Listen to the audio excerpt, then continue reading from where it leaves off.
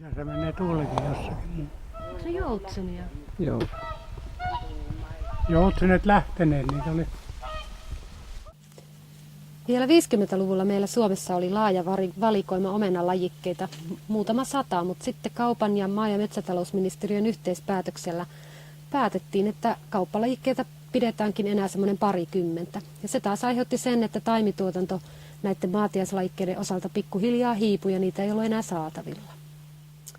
Näin meinasi kadota valtava määrä arvokasta omenaperimää Suomesta, mutta onneksi nämä puut kuitenkin olivat vielä elossa ja kasvamassa ja eri puolilla maata ihmiset on lähtenyt sitten pelastamaan näitä vanhoja omenapuita. Me lähdettiin kiertämään Pohjois-Suomeen ja etsimään Pohjois-Suomen puutarhoista kaikkia vanhoja omenapuita, jotka on kestänyt nämä kovat pakkastalvet, sotatalvet, 80-luvun kovat pakkastalvet, jotka on tappanut ympäri Suomen valtava määrä omenapuita.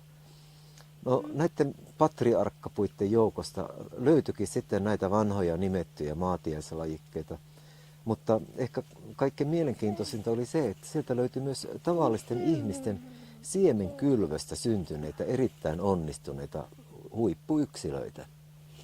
Joista tässä on yksi hyvä esimerkki. Vilma Remes on aikoinaan nuorena tyttönä kylvänyt ilmeisesti perkiuksen siemenestä tämän omenapuun, joka tuottaa erinomaisesti satoa vuosi vuodelta ja on kaiken lisäksi itse pölyttyvä. Joo, ja tämä antaa mehulle hyvän punaisen värin ja tuoksuva omena.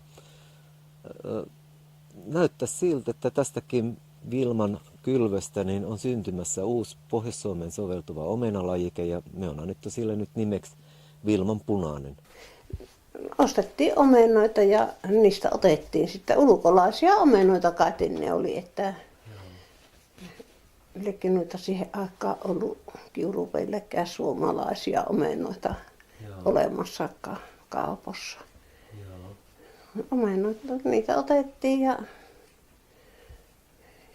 kylvettiin ja sitten se rupesi kasvamaan ja sitten se oli semmoinen, olihan se vissiin parimetrinen, niin se koira söi sen, kun pistivät sen kiinni siihen omenapuun taimeen ja se jyrsi, että kanto jäi, vaan se siitä rupesi kasvamaan sitten. Hyvä. Terve. Hyvä. Onko tässä vielä? Samaa porukkaa. Samaa porukkaa. Hyvä. Päivä. Hyvä. No niin. Pistetäänkö vettä ensin? Ainakin meillä aina laitetaan. Joo, laitetaan vettä ja vähän pohjalle lisää multaa. Joo, mä ajattelin kanssa, että se menee vähän. Mä avoin mustaako tuo kanssa vähän nyt ammattilainen. Että annetaan sen pehmeänä sen pohjan ja laitetaan siihen ja sitten saa teidän poikakin juosta vapaammin. Ihan kohta. Kädet mullassa, sitten voi. Joo, sitten voidaan puhua tästä. Niin. Sitten saa lapsetkin mehua. Eikö se ole mehua laitettu vai? Kyllä, toi varmasti. Joo, niin saadaan kaikki, laitetaan vähän tästä ja pidätkö sä kiinni siitä? Joo. Niin laitetaan, se on vaan niin, että mulla on vaan ilo keväällä ja syksyllä niin laittaa kuntoon se, kun mä just sen paras aika niin ollaan täällä, niin me tavallaan toimitaan tuttavien kesäpuutarhoina. Siinä se on omistuksessa vielä meillä, mutta Missä ja hoidossa Marjaniemessä tuolla se oli. Joo. Että Murmanskin ratatyömaalta tuli Niin. omenoita Niin. ja äitis pisti niistä sitten siemeniä. Niin, panneet sitten niitä siemeniä itämään ja siitä niin sitten Joo. on tämä peräisis sieltä. Että se on kuin pohjoisessa, se on sitten kasvanut siellä. Tämä on kyllä kiinnostavaa tietoa. Niin, että siinä saa jäljittää sitten, jos mä en ole monen 10 vuoden taakse saaneet. No, nämä on sillä tavalla, että minun mummo on tuossa mökissä, niin on Saarioista lähetti tyttärensä näitä jouluomenia ja mummo pisti sitten niistä omenista, kun oli kypsiä siemeniä, niin pisti multaan niitä keväällä ja sitten myöhemmin kasvimma oli tässä, niin sen kasvimman reunaan ja sitten niitä aina harventeli aina sitten ja levitti aina vähän leveämmälle sitten. Ja Ensimmäisenä pistää silmään, että täällä on tasan 2 latvaa. Et nyt pitäisi päättää, kumpi sen latva on ja toinen ottaa pois. Minä jättäisin tuon ehkä latvaksi. Se näyttää jotenkin vahvemmalta ja tämän kokonaan pois sitten. Tuosta myöten vaan. Ja sitten samoin tämän tapin voi ottaa pois. Minkään näköisiä tappeja ei kannata jättää. Ne rupeaa lahoamaan ne tapit. Se ei oikeastaan paljon muuta olekaan, Ei kun tässä tuo toisen oikein latva ottaa pois. Niin, tässä on vähän liian tässä on- läkekkäin nämä oksat. Niin ne on, Niin, että, niin on. että voisi ehkä tuon ottaa vaikka pois tuosta, tuon alemman, niin se ei tule tasan samalle puolelle kuin tuo Aika toinen. hyvin. Niin, tiellä on nyt tätä omenaharrastusta ollut, kun tuossa on naapurissa punakaneeli ja tuossa on Malmilla on hirveän iso tarha. Oliko se nyt niin, että tiellä oli sitä kerhoneuvoja porukkaa käynyt antamassa tätä omenaa? Kyllä on. Ja kaikki nämä marjapensaat, mitkä tänne on kanssa istutettu, niin ne on kerhoneuvojiin aikaansaannosta. Joo. Niin, Ja tiellä on ollut niinku semmoinen ihan harrastunut emäntäporukka tällä kylällä. Kyllä. Ja just näitä yrttiä ja kasvitarhoja, että Joo. sille on tullut sitä opastusta. Joo. No, tämä omenapuu on istutettu siemenestä joskus 50-luvulla ja tämän lajikkeesta ei ole kyllä täyttä varmuutta. Että Jos se on siemenestä tehty, niin se on silloin todennäköisesti jonkun peltosalmen imellä siemenestä tullut. Eli sille voi antaa ihan oman nimen. no tälle varmasti voisi antaa, että mummo tätä väittää, että tämä on sokerimiro, mutta siis sokerimirohan tämä ei ole. Joo, kerro vaan. Niin, minä tämän luumun taimenen olen saanut sellaisesta henkilöstä kuin siikalainen Helvi. Ja Helvi kertoi äitinsä tuoneen joskus Heinävedeltä Valamon luostarista, että sieltä tämä lajike pitäisi olla lähtöisin. Ja olenpa tästä luumusta tekassut viinitkin ja hyvällepä nämä on maistunut.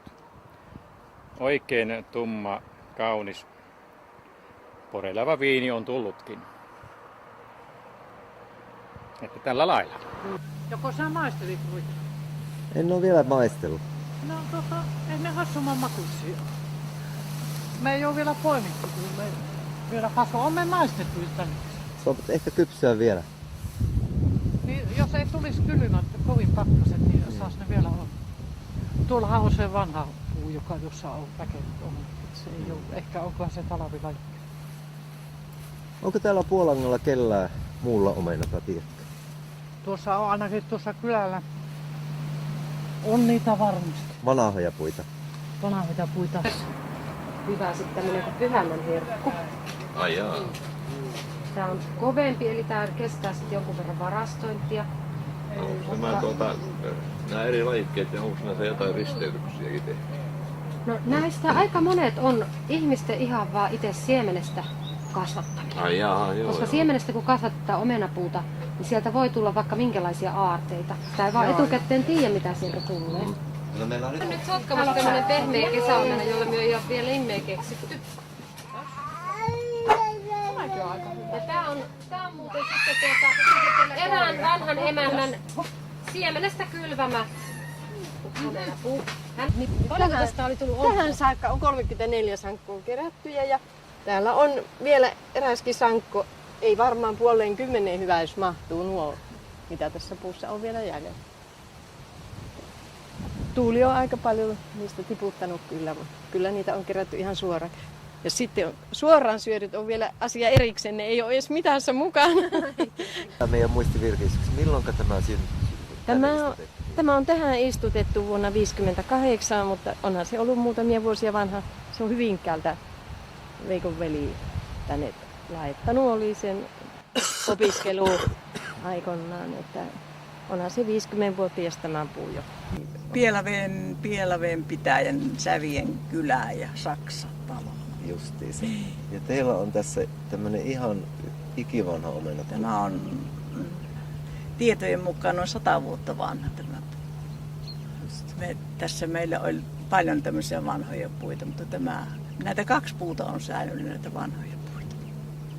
Ja silloin muutamia vuosia sitten, kun oli se hirmu kovaa talvi, niin tämä vaan säilyi, vaikka kaikilta puilta paleltui. Ja meiltäkin nämä nuoremmat puut paleltui silloin. Tässä on nyt sitten iso vihreäksi nimetty omena Kauppilanmäestä Vieremältä. Ja minä olen tätä oman nyrkkini kokoiseksi jutellut, mutta onhan tämä niinku vielä isompi näköjään nuoressa puussa. Joo, tämä Pohjois-Suomen omenakartoitus oikeastaan käynnistyi 1997, jolloin Ylä-Savosta kuulutettiin kaikkein isoimpia omenoita tuottavia puita. Ja sellainen puu löytyi täältä Kauppilanmäen kylästä Hoikkalan tilalta. Se sai nimekseen Iso Vihreä, koska sinä vuonna se jäi vielä vihreäksi, mutta myöhempinä vuosina huomattiin kyllä, että se tekee myös tämmöistä punaista poskea jonkun verran. Mutta joka tapauksessa tämä on edelleenkin se isoin omena, mitä pohjoisen puut tuottaa.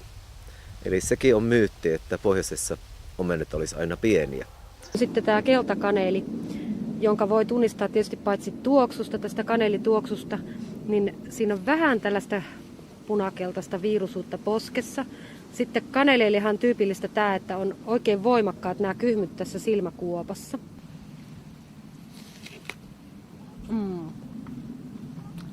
On hyvä.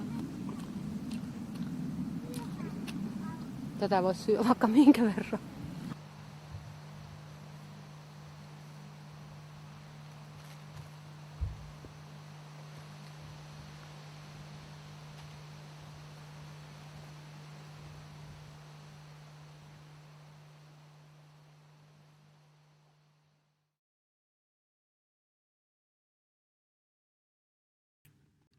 Rakkaamme Virpi poistui keskuudestamme kesäkuussa 2019 omenan kukkien aikaan, mutta tuhannet hänen tuottamansa omenapuut kukkivat joka kesä pohjoisessa.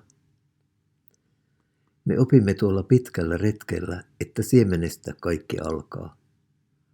Parhaat ja elinvoimaisimmat taimet syntyvät siemenestä. Se, että siemenestä syntyneet omenapuut, luumut, kirsikat, pähkinät, mustaherukat, karviaiset ovat kaikki hieman erilaisia, ei ole haitta, vaan etu kloonilajikkeisiin verrattuna.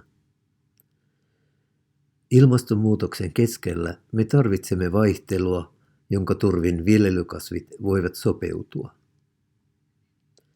Virpi oli taimitarhuri, mutta hän rohkaisi ihmisiä kasvattamaan itse hyvien puiden siemenistä taimia. Paras tapa muistaa Virpin omena-elämäntyötä on kasvattaa siemenistä uusia taimia. Siemenistä kaikki alkaa.